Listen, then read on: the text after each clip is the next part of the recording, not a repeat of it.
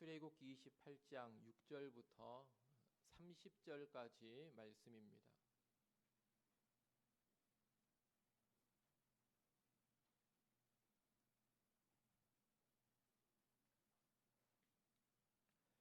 출애굽기 28장 6절부터 30절까지 돌아가면서 한 절씩 읽겠습니다.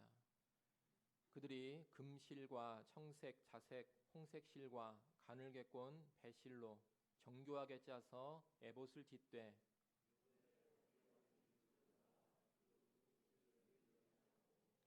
에봇 위에 매는 띠는 에봇 짜는 법으로 금실과 청색, 자색, 홍색 실과 가늘게 꼰 배실로 에봇에 정교하게 붙여 짤지며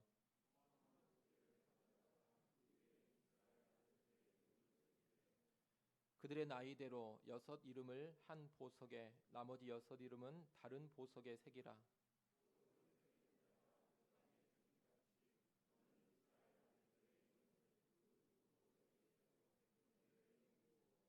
그 두 보석을 에봇의 두 어깨바지에 붙여 이스라엘 아들들의 기념 보석을 삼되 아론이 여호와 앞에서 그들의 이름을 그 두 어깨에 메워서 기념이 되게 할지며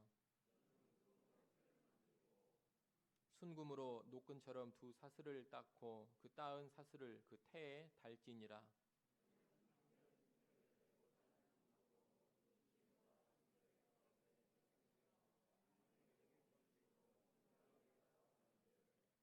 길이와 너비가 한 뼘씩 2겹으로 네모 반듯하게 하고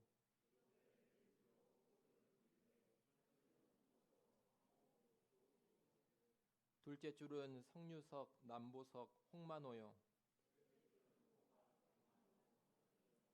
넷째 줄은 녹보석, 호마노, 벽옥으로 다 금태에 물릴지니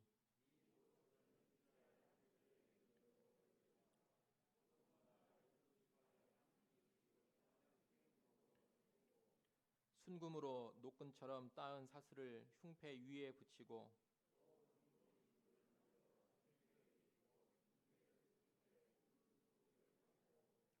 따은 두 금사슬로 흉패 두 끝 두 고리에 꿰어 매고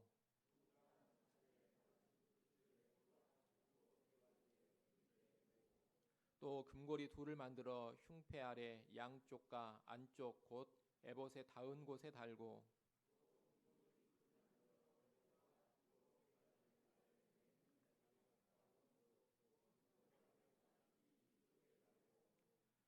청색 끈으로 흉패 고리와 에봇 고리에 꿰어 흉패로 정교하게 짠 에봇띠 위에 붙여 떨어지지 않게 하라.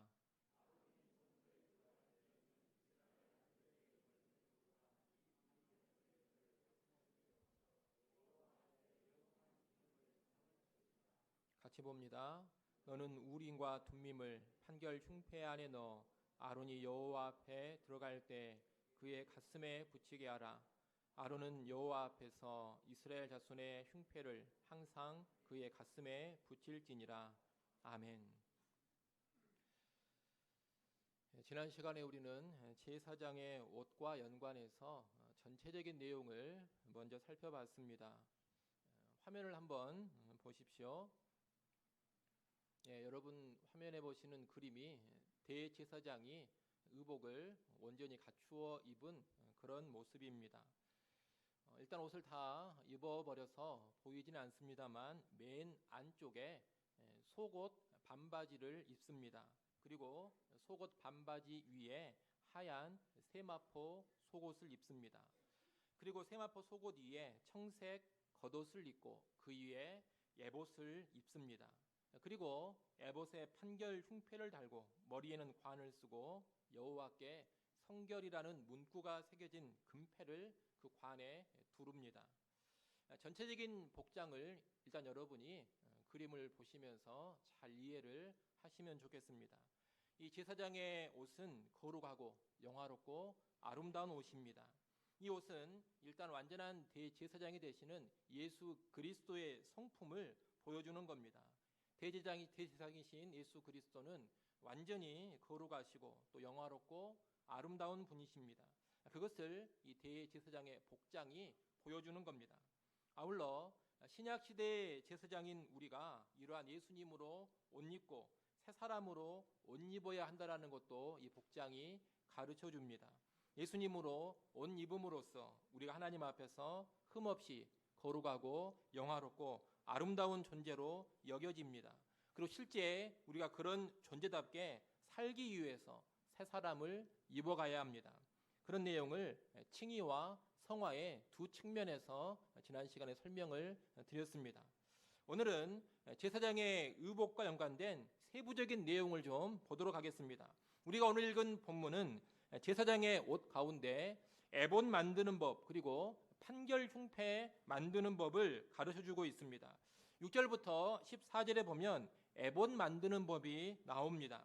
이 에봇은 금실, 청색, 자색, 홍색실 그리고 하얀 배실로 짜서 만듭니다.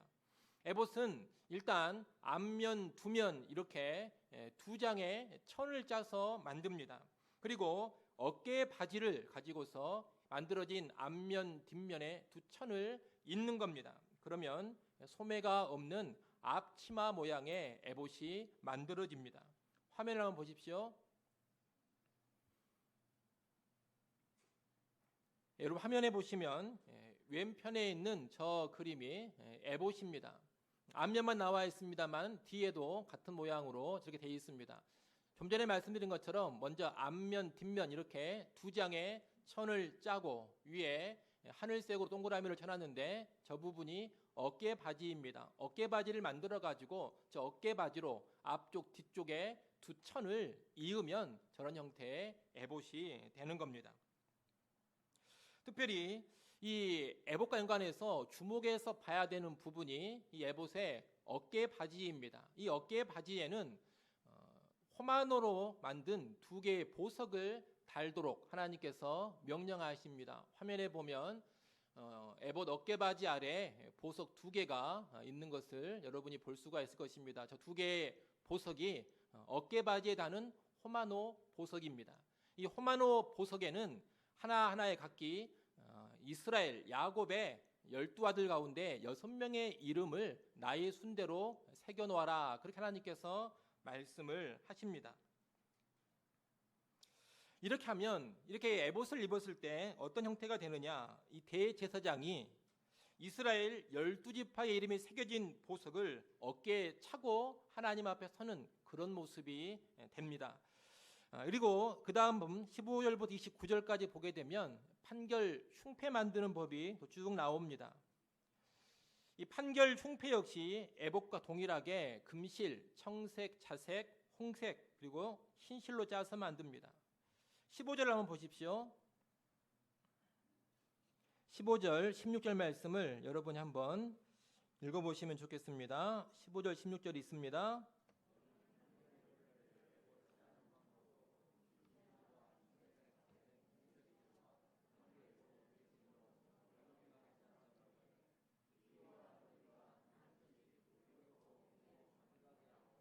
아멘. 에봇 짜는 방법과 똑같이 금실, 청색, 자색, 홍색실 그리고 가늘게 꽂는 배실로 정교하게 짜서 판결 흉패를 만듭니다. 이 판결 흉패의 크기는 길이와 너비가 한 뼘씩 동일하게 정사각형으로 만들고 그리고 두 겹으로 만들어라 그렇게 명령을 하고 있습니다. 근데 특징이 뭐냐? 이 판결 흉패에는 한 줄에 3개씩 4줄로 해서 12개의 보석을 달아둔다는 겁니다. 그리고 이 12개의 보석 하나하나에는 이스라엘 12지파의 이름을 새겨놓으라고 하십니다. 21절 말씀을 같이 한번 읽어보겠습니다. 21절 함께 읽습니다.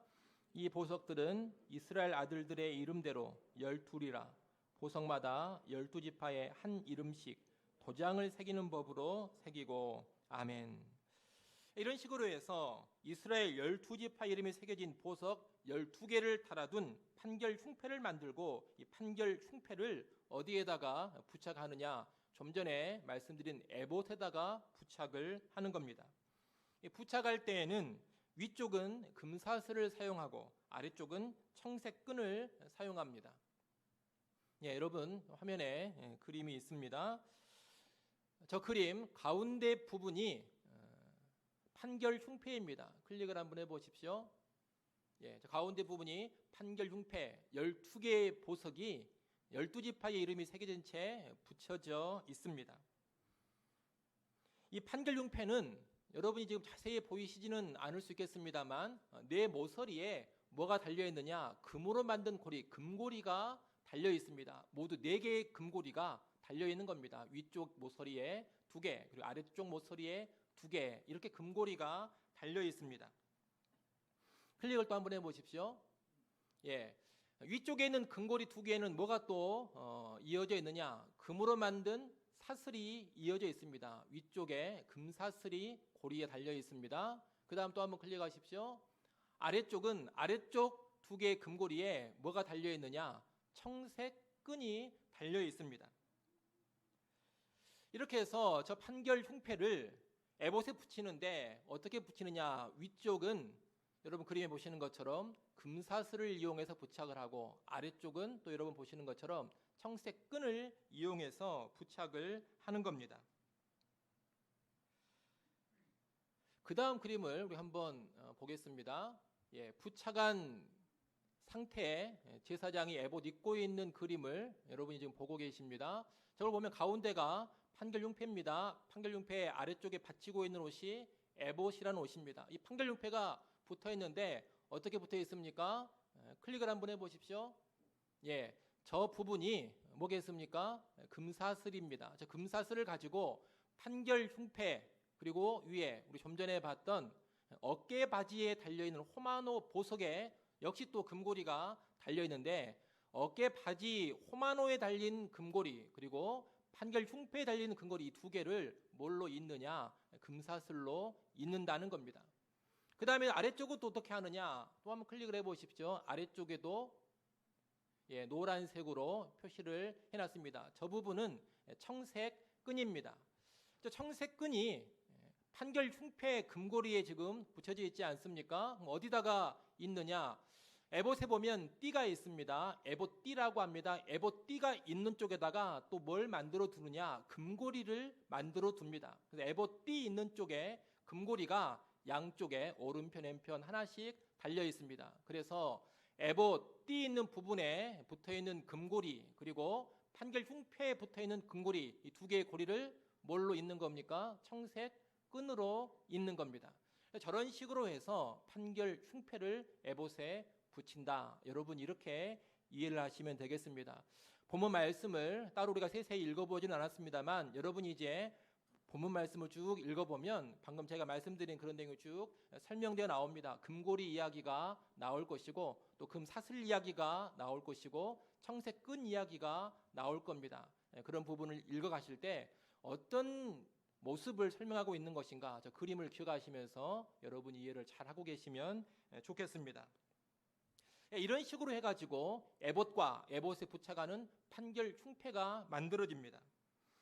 중요한 것은 이 에봇과 판결 흉패와 연관해서 우리가 어떤 의미를 배울 수가 있느냐, 이것입니다. 이 에봇과 판결 흉패에서 중요한 게 뭐냐, 이스라엘 12지파의 이름이 새겨진 보석입니다. 보석이 지금 크게 2종류입니다. 한 종류의 보석은 어디에 부착되어 있습니까? 대제사장의 어깨에 부착되어 있습니다. 또 한 종류의 보석은 어디에 부착되어 있습니까? 대제사장의 가슴에 부착되어져 있습니다. 대제사장은 어깨에 이스라엘 12지파 이름이 새겨진 호마노 보석을 양쪽으로 달고 있습니다. 그리고 가슴에도 이스라엘 12지파의 이름이 새겨진 보석들을 달고 있습니다. 이 보석이 2가지 의미를 담고 있습니다. 첫째는 하나님의 백성인 이스라엘 12지파가 보석같이 존귀한 사람들이다, 이런 의미를 담고 있습니다. 하나님께서는 이스라엘 12지파 하나님의 백성인데, 택하신 바 된 하나님의 백성의 이름을 어디에 새기게 하셨느냐, 무슨 돌에다가 새겨라 이렇게 하시지 않았습니다. 보석에다가 새겨라, 그렇게 말씀을 하셨습니다. 그만큼 이스라엘 백성이 존귀하다는 겁니다. 여러분, 우리 하나님은 택하신 백성을 정말로 존귀하게 여기십니다. 이사야 43장 4절에 보면 하나님은 자기 백성을 보배롭고 존귀하게 여기신다고 합니다. 또 말라기 3장 17절에 보면 하나님은 자기 백성을 자신의 특별한 소유로 삼으신다, 그렇게도 말씀합니다. 그 말라기 3장 17절의 특별한 소유가 보석이라는 뜻입니다. 하나님은 자기 백성을 뭘로 삼으신다는 겁니까? 보석으로 삼으신다, 이런 말입니다. 신약 성경에서는 하나님이 우리의 아버지가 되시고 우리는 하나님의 자녀라고 합니다. 하나님의 존귀한 자녀가 누구냐? 구원받은 백성, 택함받은 백성이라는 겁니다. 한마디로 아주 소중한 존재라는 겁니다. 우리가 하나님의 백성이 정말로 소중한 존재라는 것을 알 때 일단 뭘 하나 깨달아야 되느냐? 여러분 자신을 바라보면서 여러분 자신이 얼마나 소중한 존재인가, 내가 얼마나 존귀한 존재인가, 이것을 반드시 깨달아야 됩니다. 우리가 세상적으로 보면 볼품없는 모습이 많이 있습니다. 세상의 형편이라든가 경제력, 외모, 어떤 지위, 신분, 세속적인 성공의 여부를 따진다면 초라한 모습이 많이 있다는 겁니다. 하지만 여러분, 우리가 예수님을 믿고 구원받은 하나님의 백성이라면 그런 것들을 가지고 자신의 가치를 평가하면 안 됩니다.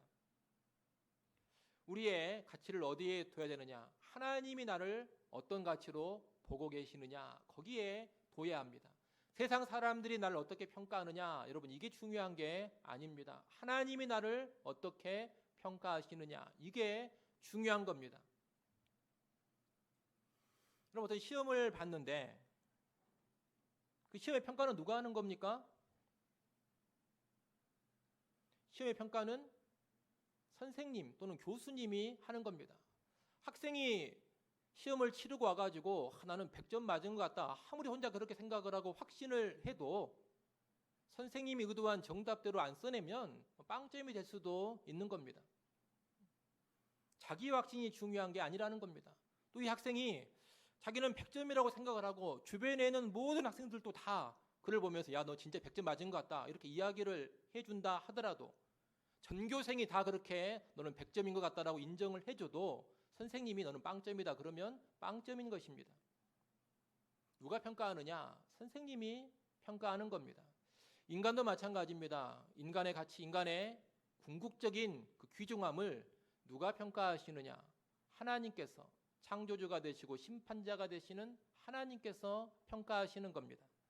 세상 사람들이 아무리 나를 보고서 너는 정말로 존귀한 자다, 너는 정말로 탁월한 자다, 아무리 이렇게 인정하고 온 세상 사람들이 다 그렇게 평가를 해줘도 하나님이 나를 보시면서 너는 별것 아니다, 너는 초라하다 그러면 초라한 것입니다. 반대로 세상의 모든 사람들이 너는 비천하다, 너는 비로하다, 너는 정말로 무가치하다 이렇게 말한다 하더라도 하나님께서 나를 보시며 너는 보석 같은 존재다, 그렇게 한마디 하시면 나는 보석 같은 존재인 것입니다. 하나님의 평가가 진짜라는 겁니다. 그렇기 때문에 우리가 이 땅을 살아갈 때 세상 사람들이 나를 어떻게 바라보느냐, 세상이 나를 어떻게 평가하느냐, 여기에 너무 연연하지 말라는 겁니다. 하나님은 택한 백성인 우리를 어떻게 보신다고 했습니까? 보석 같은 존재로 보신다 했습니다. 특별한 소유로 삼아 주셨습니다. 존귀한 자로 바라보고 계십니다.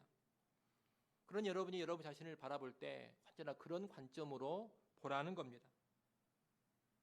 여러분이 아는 이 세상에 훌륭한 유인이 누구입니까? 세상에 훌륭한 유인을 말해봐라 그러면 여러분 어떤 사람을 꼽겠습니까? 알렉산더 대왕을 꼽기도 하고 징기스칸을 꼽기도 합니다. 우리나라에서 꼽아라 그러면 보통 역사적인 인물 가운데 세종대왕이나 이순신 장군 많이 꼽는 것 같습니다. 근데 여러분, 하나님의 시야에서는 알렉산더 대왕이나 징기스칸이 그렇게 대단한 존재가 아닙니다. 또 세종대왕이나 이순신 장군이 그렇게 어마어마한 존재도 아닙니다. 이 땅의 역사를 운행하심에서 하나님이 잠깐 동안 사용한 사람들인데 그렇게 하나님 앞에서는 특별할 것이 없다는 겁니다. 그런 위인들 하나님이 존귀하게 보시지 않습니다. 오히려 그런 위인들보다 누구를 더 존귀하게 보느냐?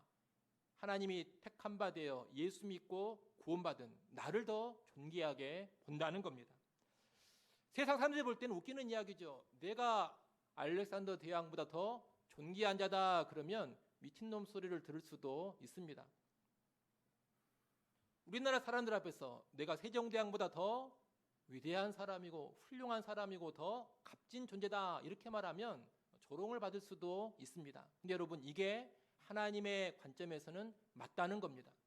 하나님은 예수 믿는 나를 세상의 그 어떤 예수 안 믿는 유인보다 더 귀하게 보십니다. 더 존귀하게 평가해 주십니다. 그렇기 때문에 이런 보석 같은 나를 위해서 하나님께서 독생자까지 보내셔서 내 대신 죽임을 당하게 하신 겁니다. 귀하게 봐주셨기 때문에 그러는 겁니다. 그러니 여러분, 예수 믿는 신자라면 절대로 자기 비하에 빠지면 안 됩니다. 보석같이 귀한 자, 하나님의 특별한 소유, 하나님의 존귀한 자녀가 바로 나다. 이런 인식을 꼭 가지고 살아가야 됩니다. 여러분, 꼭 세상 것 있어야 하지만 어깨 펴고 산다 이런 생각을 버리십시오. 하나님의 자녀들은 하나님의 관점, 하나님의 평가를 바라보면서 세상적인 형편 상태와 무관하게 어깨 펴고 당당하게 살아갈 수가 있습니다. 돈이 없어도, 또 세상적인 신분이 초라하다 하더라도, 또 옛날식으로 따지면 내가 자유인이 아니고 노예라 하더라도 예수만 믿었다면 얼마든지 당당하게 살아갈 수가 있다는 겁니다.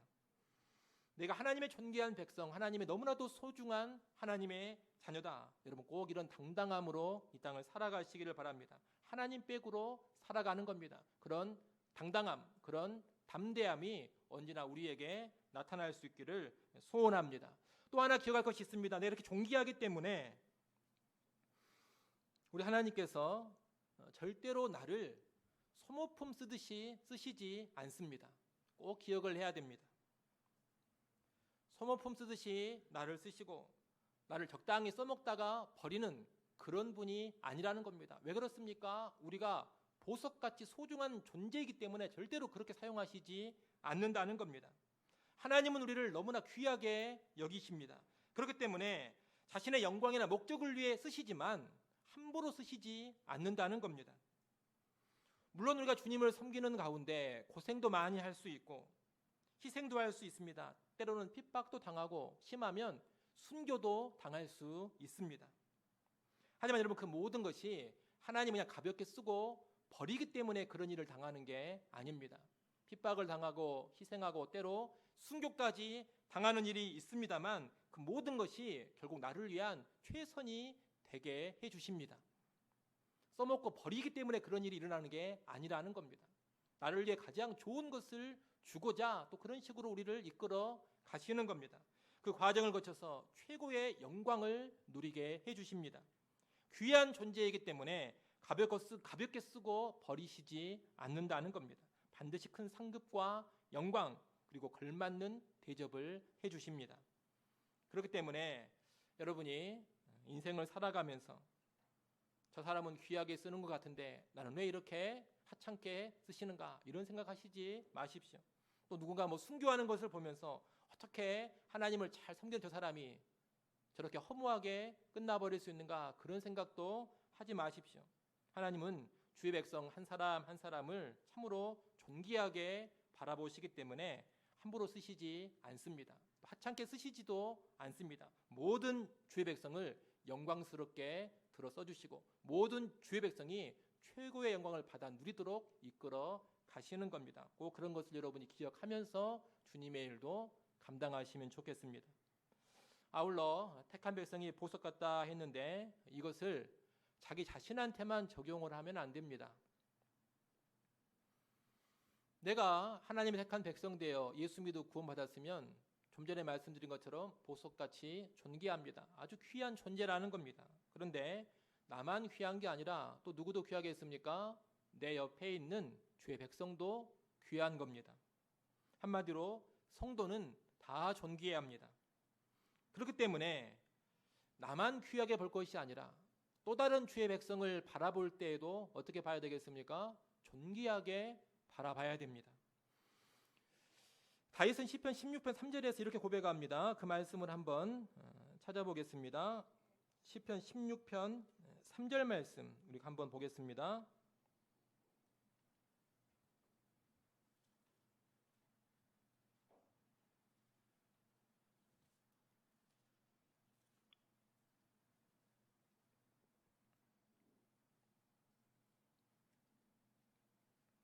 시편 16편 3절 말씀 같이 한번 읽어보겠습니다. 땅에 있는 성도들은 존귀한 자들이니 나의 모든 즐거움이 그들에게 있도다. 아멘. 여러분 이 말씀도 잘 기억하십시오. 성도가 하나님 앞에서 보석 같은 존재들이라 했습니다. 다윗은 그런 성도들을 바라보면서 뭐라고 말합니까? 땅에 있는 성도들은 존귀한 자들이다. 이렇게 고백합니다. 그래서 나의 모든 즐거움이 그들에게 있도다. 이렇게 말하지 않습니까? 이 성도가 보석 같은 자들이기 때문에 우리 역시 주변의 성도들을 보석처럼 존귀하게 여겨줘야 한다는 겁니다. 그건 여러분 예수 믿는 믿음을 가진 주의 백성들, 성도들을 절대로 함부로 대하지 마십시오. 세상적인 지위라든가 학력, 어떤 재산 같은 것을 가지고서 성도들을 차별하거나 무시하지 마십시오. 그러다 큰 코 다친다는 것을 알아야 됩니다. 누가 됐든지 간에 예수 믿는 믿음을 가지고 있다면 귀하게 여기시고 정중하게 대하시기를 바랍니다. 마태복음 25장에서는 지극히 작은 자 하나에게 한 것이 곧 내게 한 것이다. 그렇게 말씀합니다. 우리가 흔히 지극히 작은 자 하나에게 한 것이 내게 한 것이다. 이 말씀을 가지고 이 세상에서도 뭔가 약하고 소외되고 고통당하는 사람들한테 어떤 자비와 친절을 베풀겠다. 이런 적용을 많이 하는데 마태복음 25장을 우리가 면밀히 읽어보면 예수님이 여기서 말씀하시는 지극히 작은 자는 세상 사람을 말하는 게 아닙니다. 거기서 말하는 지극히 작은 자는 뭐냐? 너희가 형제 중에 지극히 작은 자 하나에게 한 것, 그렇게 예수님께서 말씀하십니다. 세상 모든 사람 가운데 작은 자를 말씀하신 게 아니라 누구 가운데 작은 자입니까? 너희 형제들 가운데 지극히 작은 자입니다. 형제들, 예수 믿는 사람들입니다. 교회 안에 주의 백성된 자들입니다.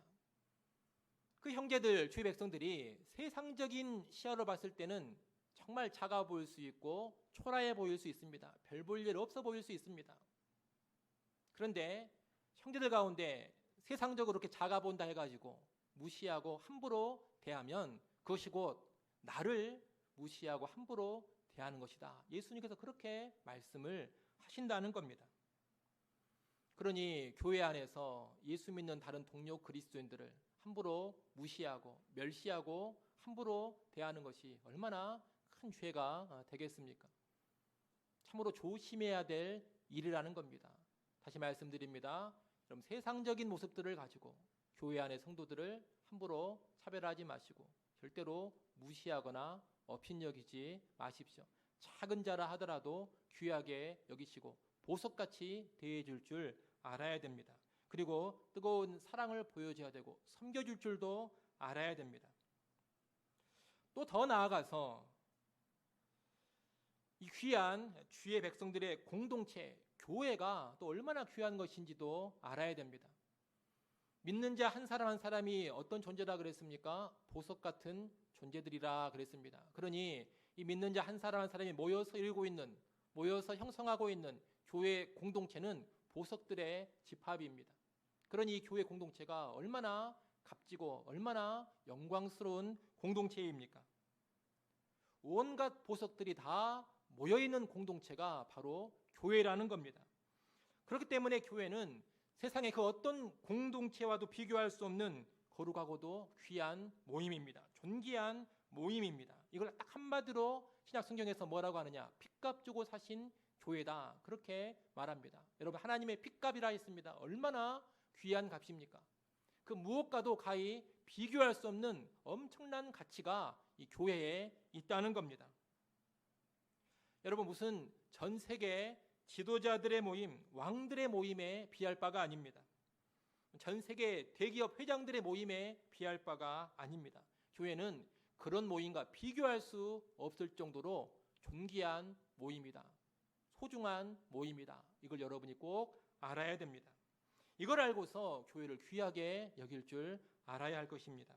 교회가 모여서 예배하는 것이 얼마나 귀하겠습니까? 가끔 보면 국제회의들이 있지 않습니까? 국제회의들이 있어가지고 강대국 7명의 지도자들이 모여가지고 회의를 한다. 또 뭐 강대국 11개의 지도자들이 모여서 회의를 한다, 이런 것들이 많이 있습니다. 그런 회의를 얼마나 세상이 귀하게 보고 가치 있게 바라봅니까? 근데 여러분, 그런 강대국의 지도자들이 모인 국제회의나 모임보다 뭐가 더 귀한 것이냐? 성도들이 모여있는 게 훨씬 더 귀합니다. 성도들이 모여서 예배하고, 성도들이 모여서 교제하고, 성도들이 모여서 함께 식사하고, 성도들이 모여서 하나님 나라의 일을 함께 나누고 논하는 것, 여러분, 이것이 세상 그 어떤 사람들의 모임보다 더 값진 모임이요 존귀한 모임이라는 것을 우리가 알아야 되겠습니다. 여러분, 이것을 꼭 기억하시고 교회를 소중하게 여기시기를 바랍니다. 그리고 교회의 모임을 값지게 여기시기를 바랍니다. 여러분, 이렇게 해서 대제사장의 어깨와 가슴에 있는 12지파 이름이 새겨져 있는 보석, 이것이 하나님의 백성의 존귀함을 가르쳐주는 것이다, 이런 내용을 살펴봤습니다. 이를 잘 기억하시고 우리 자신과 또 교회 안에 다른 성도들, 그리고 성도들의 모임인 교회를 정말로 귀하게 여기면서 살아갈 수 있기를 소원합니다. 둘째로, 이런 보석들이 또 무슨 의미가 있느냐? 대제사장은 이스라엘 백성을 어깨에 받치고 가슴에 품고서 하나님께 나아간다, 이런 의미가 있습니다. 대제사장이 택함 받은 하나님의 백성을 자기의 어깨로 떠받치고 하나님께 나갑니다. 그리고 자기 가슴에 품고서 하나님께 나아갑니다. 이 택한 백성은 스스로는 하나님 앞에 나갈 수 없고 설 수가 없습니다. 왜 그렇습니까?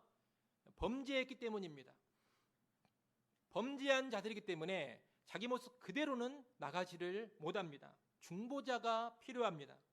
거룩하신 하나님과 죄인된 인간 사이에 그 중보자가 있어야지만 죄인이 하나님 앞에 설 수 있다는 겁니다.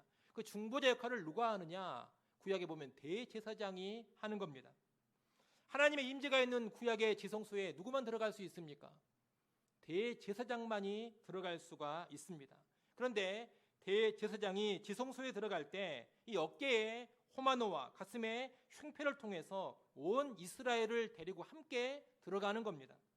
다시 말하면 중보자인 대제사장을 통해서 온 이스라엘 12지파를 하나님이 함께 받아 주신다는 겁니다. 그런 상징적인 의미가 이 어깨바지의 호마노, 그리고 가슴 판결 흉패 12가지 보석이 가르쳐주고 있는 겁니다. 이러한 대제사장의 중보의 역할은 신약시대에 예수 그리스도의 중보와 대속으로 이어집니다. 예수 그리스도는 십자가의 희생을 통해서 죄인된 우리 택한 바 된 백성을 하나님 앞으로 인도하십니다. 범죄한 우리가 감히 하나님 앞에 설 수 없습니다. 하지만 예수님의 공로가 우리를 떠받쳐 줍니다. 우리의 모습 자체로는 감히 하나님 앞에 설 수가 없고 나갈 수도 없습니다. 근데 예수님께서 품어주시기 때문에 그 덕에 우리가 하나님 앞에 나갈 수가 있는 것이고 설 수가 있는 겁니다. 한마디로 말하면 예수님으로 인해 우리가 하나님께 나간다. 예수님으로 인해 우리가 하나님 앞에 설 수 있다는 겁니다. 여러분, 이것이 기독교의 아주 중요한 원리입니다. 나의 행위, 나의 의로움, 나의 공로, 나의 모습을 가지고 하나님 앞에 나가지 못하고 하나님 앞에 설 수 없다. 오직 예수의 공로로만 하나님 앞에 나갈 수가 있고 오직 예수의 공로로만 하나님 앞에 설 수 있다. 여러분, 이것이 기독교의 중요한 원리입니다. 또 이것이 복음입니다. 내 힘으로는 설 수 없습니다. 내 공로로는 나갈 수가 없습니다. 나는 죄인이고 나는 추하고 나는 더럽습니다. 내 모습만 가지고는 하나님 앞에서 서는 즉시 죽임을 당하고 맙니다. 그런데 예수님을 의지하고 예수님께 안겨서 나가면 하나님께서 기뻐 받아주신다는 겁니다. 이것이 복음이고 이것이 기쁜 소식입니다.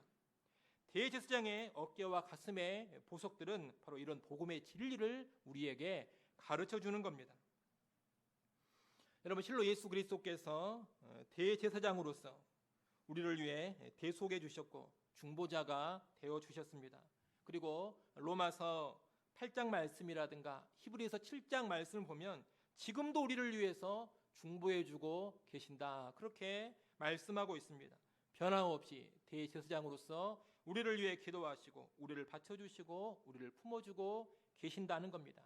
그 덕으로 우리가 늘 하나님 앞에 나갈 수가 있고 하나님 앞에 설 수가 있습니다. 그리고 그 공로를 의지해서 우리가 하나님의 심판대 앞에서, 최후 심판대 앞에서도 정죄당할 두려움 없이 담대하게 설 수가 있을 것입니다. 내 모습을 보면 절대로 최후 심판대 앞에 당당하게 서지 못합니다.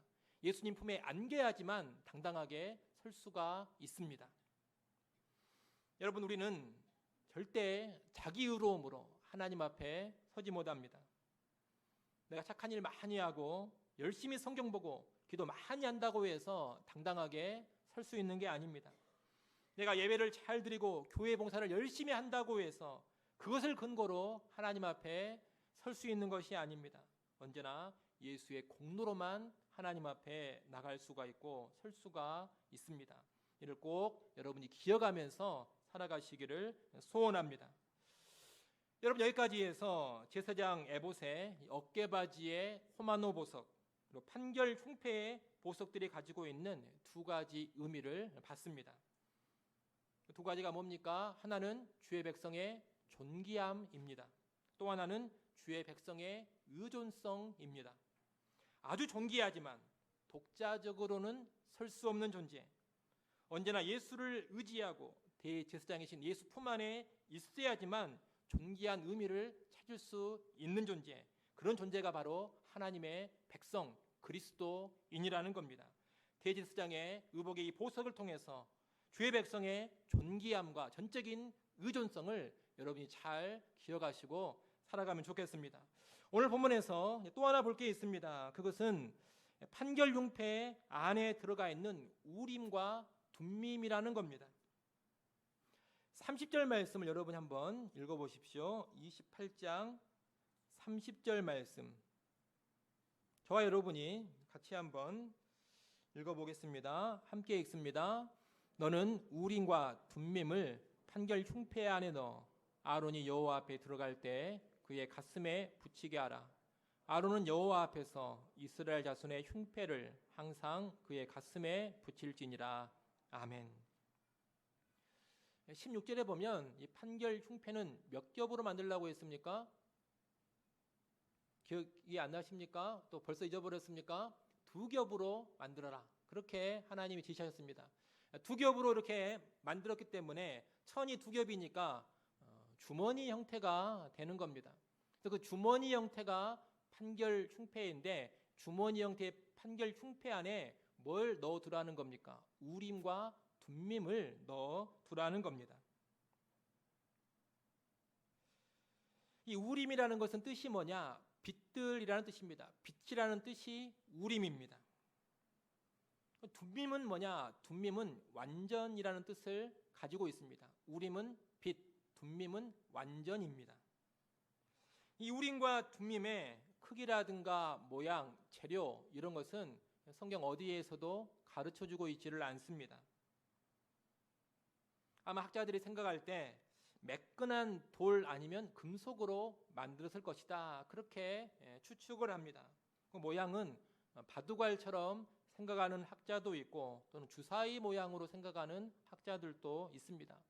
정확하게 알 수는 없습니다. 상상으로 만든 우림과 둠밈의 모양을 한번 보도록 하겠습니다. 여러분 화면에 보시는 저것이 상상으로 만든 우림과 둠밈입니다.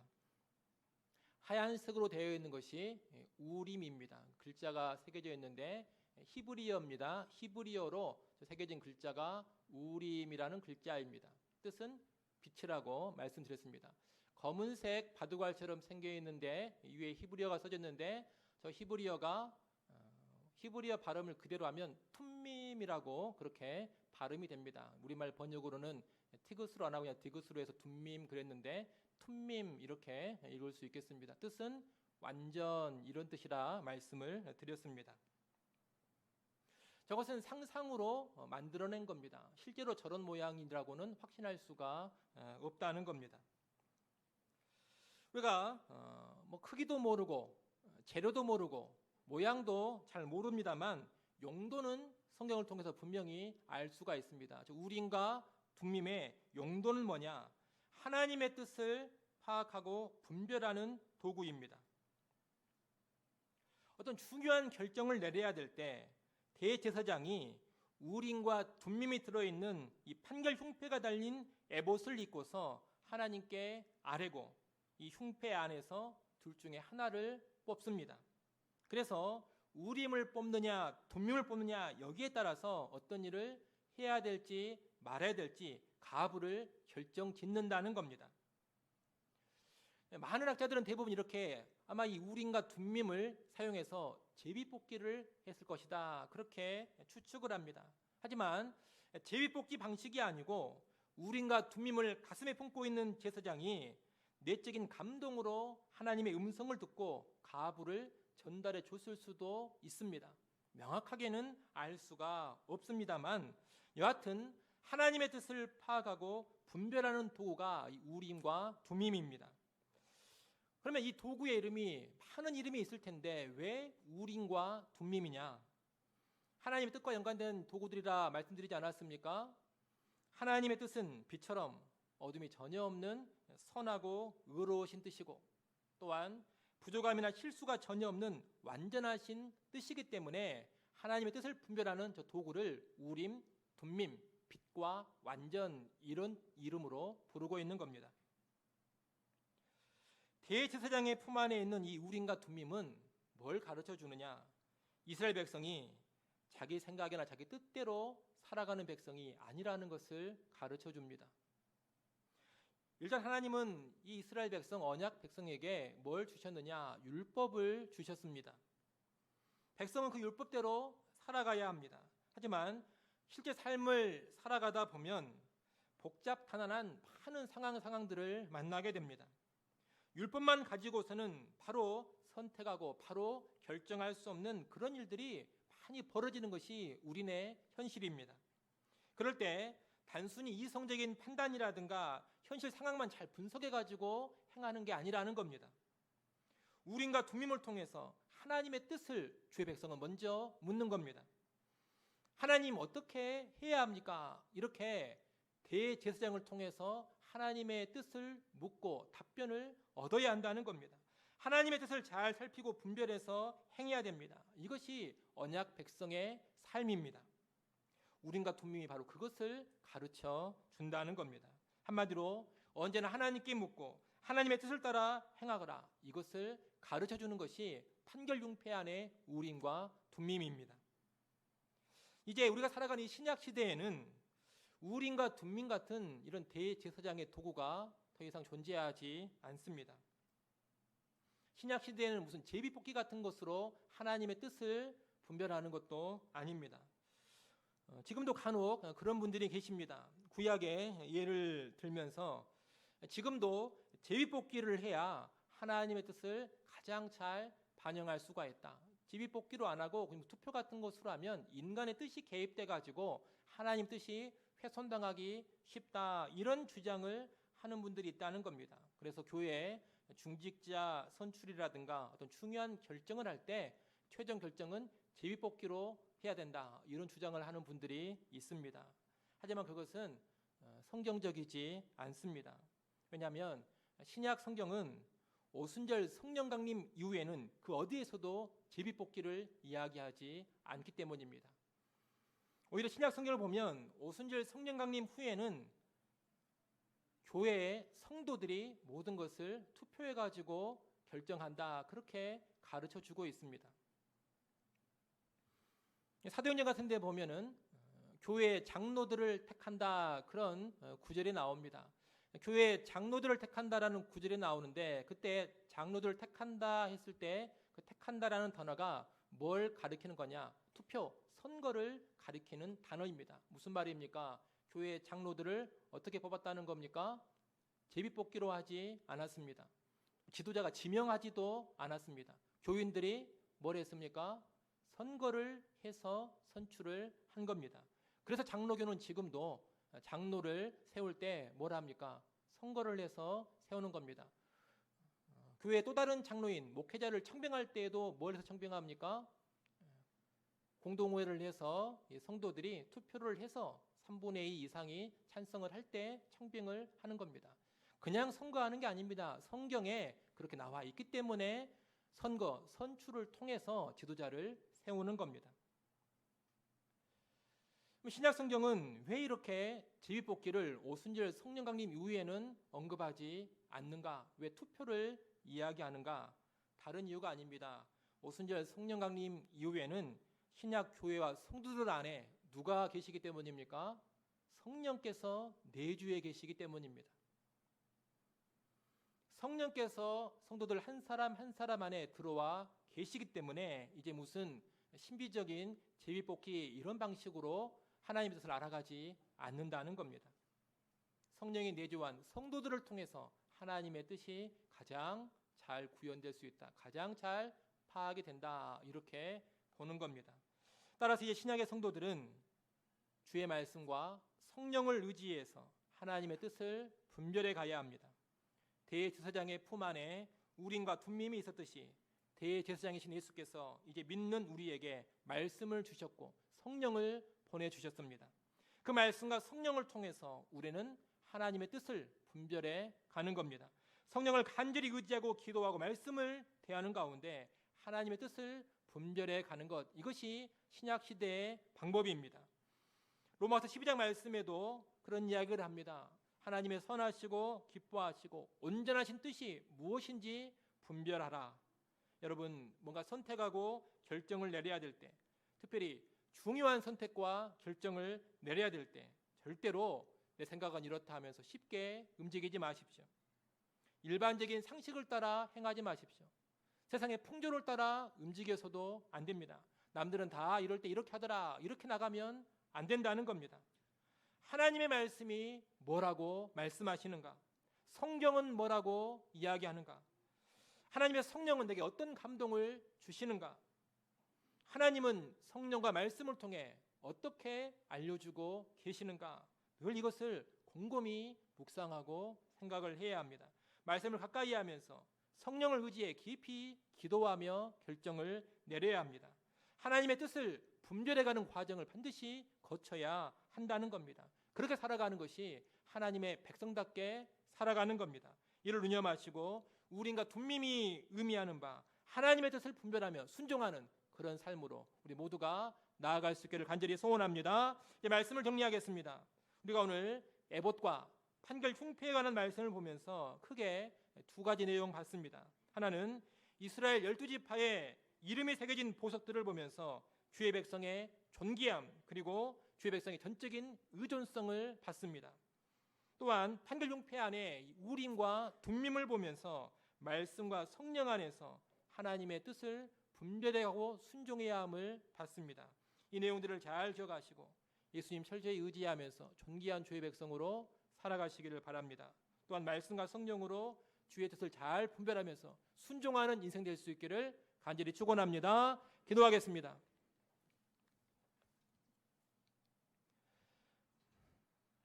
하나님 아버지, 예수 믿는 우리 한 사람 한 사람, 주의 택함 받고 구원받은 우리 한 사람 한 사람이 하나님 앞에서 얼마나 존귀한 자들인지, 또한 성도들의 공동체인 이 교회가 얼마나 존귀한 공동체인지를 분명히 알고 살게 하여 주옵소서. 또한 존귀한 우리가 우리 스스로의 모습으로 존귀해지는 것이 아니라 예수를 의지함으로써 존귀함을 존속한다라는 것을 깨닫게 하여 주시옵소서. 또한 우리가 늘 하나님의 뜻을 말씀과 성령으로 잘 분별할 수 있기를 소원합니다. 주의 뜻 분별하는 인생, 또한 그 뜻에 순종하는 인생들 되게 하여 주옵소서. 예수님의 이름으로 기도드리옵나이다. 아멘.